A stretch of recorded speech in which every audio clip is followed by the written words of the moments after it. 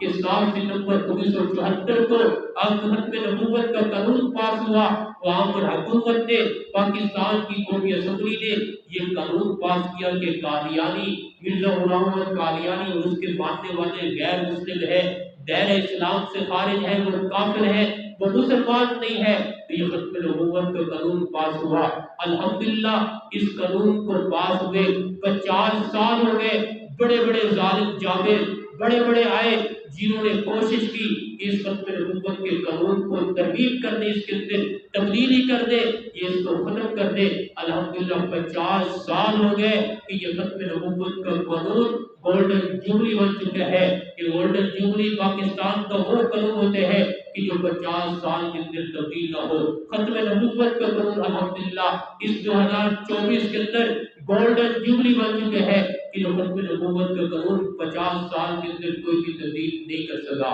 اس لیے ہماری خوش قسمتی ہے کہ اللہ نے یہ دن ہمیں دکھا دیا ہے کہ ختم نبوت کا قانون محفوظ ہے، اور آدھی سے آدھی صدی اس قانون کو ہو گئی، الحمدللہ یہ قانون محفوظ ہے۔ اس ختم نبوت کی گولڈن جوبلی کے خوشی کے اندر الحمدللہ پورے ملک پاکستان کے اندر جہاں پر جتنے بھی مسالک کے علماء ہیں، سب نے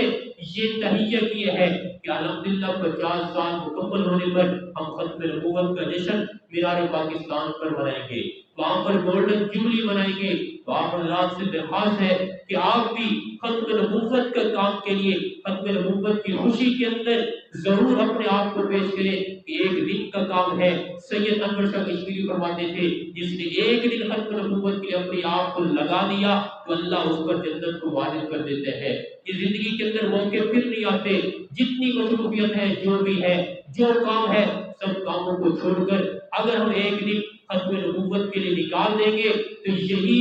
ایک دن ہمارے لیے کل قیامت کے دن آخر اسلام کی شفاعت کا ذریعہ بن جائے گا۔